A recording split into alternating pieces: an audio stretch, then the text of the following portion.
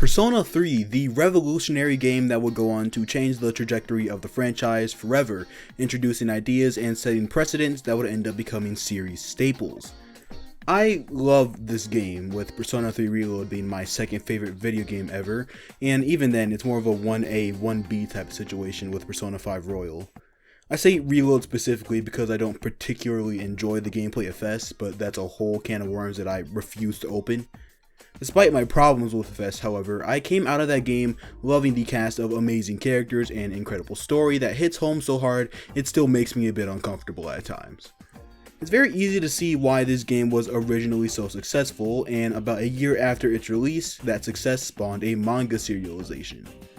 I went into this manga with high hopes, and as you can tell by the title, they were not quite met. Today I will be talking about the Persona 3 manga and why it's an extremely conflicting adaptation for me. Also, just to avoid any confusion later in the video, when I say the name Minato, I'm referring to the manga's main character, and when I say Makoto, I'm referring to every other version of the main character. Before we start, it'd be great if you like the video for the algorithm and subscribe for more future Persona content here on the channel.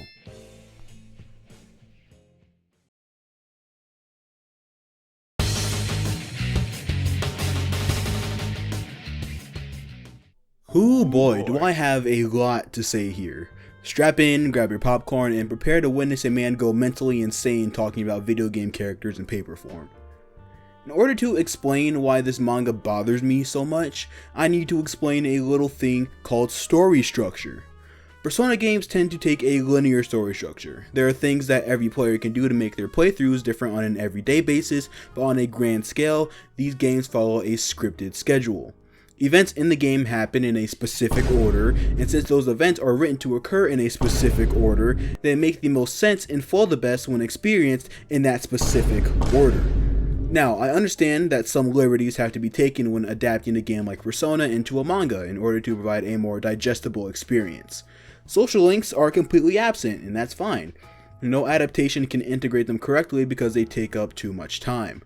But when the liberties taken are the equivalent of taking Persona 3's story, dropping it into a blender, and then pouring it back into a cup, that's when I start to have problems. When I say this manga is all over the place, I mean every single word.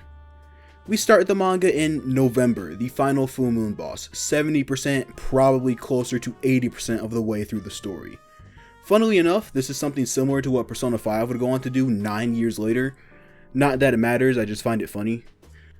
So after we get an entire chapter and a half of November story content, we finally get to the beginning of the game, and for the next 8 chapters we follow the main story exactly as it's told all the way up until the Emperor and Empress full moon battle.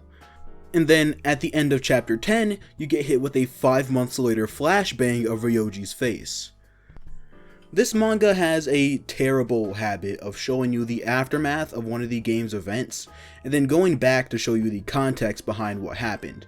And by habit, I mean it's a large majority of this manga. For example, the obligatory bad hot spring scene that happens in November is shown to us 2 chapters before the events of the Chariot and Justice full moon battle that happens on August 6th.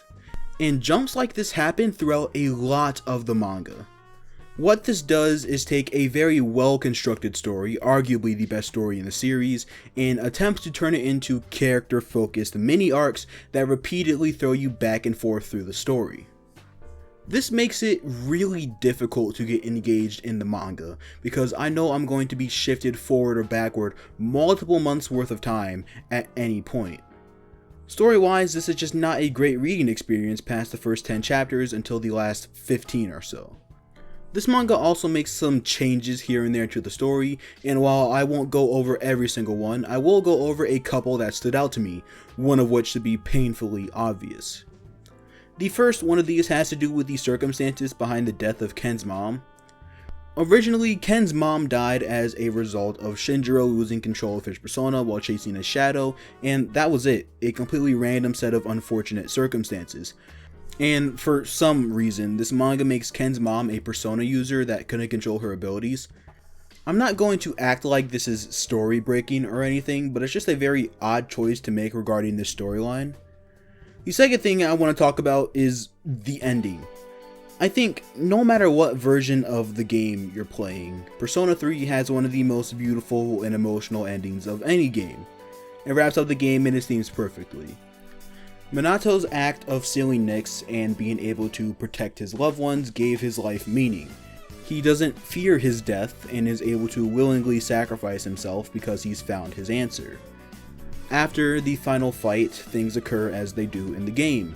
Everyone has lost their memories, albeit temporarily, and Cease makes their way up to the roof where they find Minato and Aegis.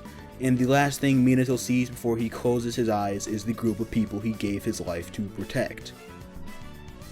Is what I would say if he didn't survive. This manga's ending lacks any impact. It doesn't hit right or evoke any emotion in me, unlike any other version of this ending. Hell, it doesn't even make sense mechanically. The Great Seal uses the soul in order to seal Nyx away. That's why by the end of the story, Makoto Yuki and or Kotone Shiomi is tired and weak. Their soul is quite literally not in their body. If Minato Arisato survives, then what is holding Nyx and or Erebus back? Not only is this manga an extremely disjointed and unnecessarily complicated process, but it also delivers an unsatisfying conclusion that almost makes me feel like I wasted my time reading it.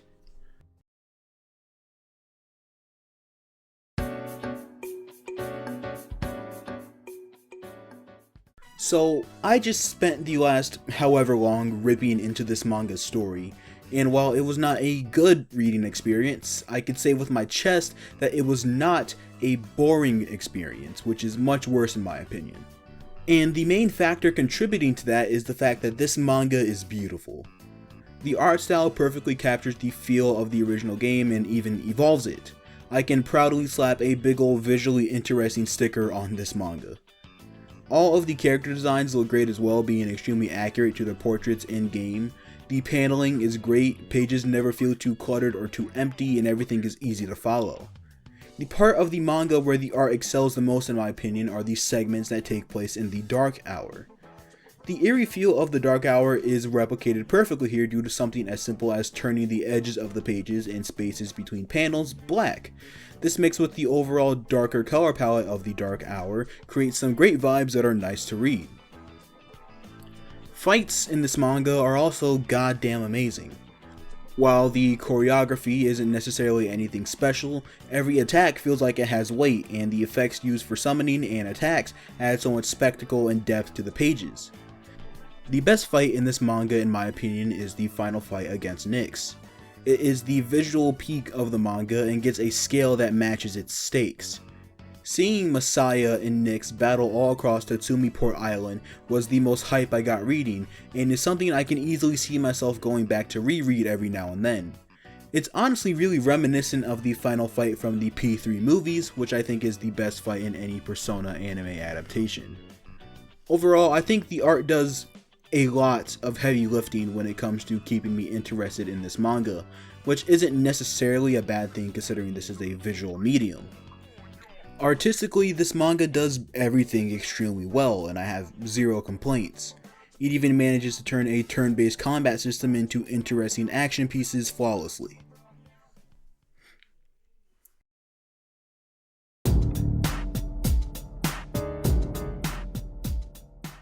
As with my previous video and every video after this, I'm giving the main character a specific category because it's important to nail this aspect. And I have to say that Minato Arisato is alright. He's definitely not as boring as Akira Kurusu. There are times where he actually makes me laugh, and when he needs to step up and when the plot demands it, he very easily grabs my attention and keeps me entertained. As far as how I rank him among his game and movie counterparts go, I will just always prefer those two more, with the movies Makoto Yuki taking my top spot, but the gap between the three isn't big at all.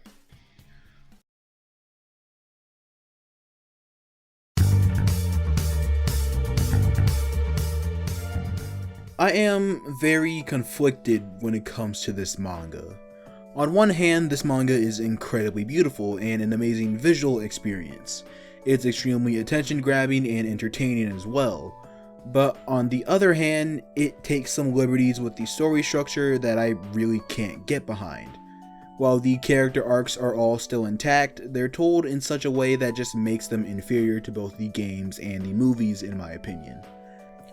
I don't see myself coming back to this manga for more than a couple moments that I thought were cool, like the next fight or Akihiko and Mitsuru fighting the Emperor and Empress shadows. But other than that, I think this is probably the worst way to experience Persona 3's story. That's it for this one. Lately I'm feeling so cool. Yeah. Come and get a taste of the hip soul food. Spice up the animal with neo haiku. While soul goes to school, way slash kung fu.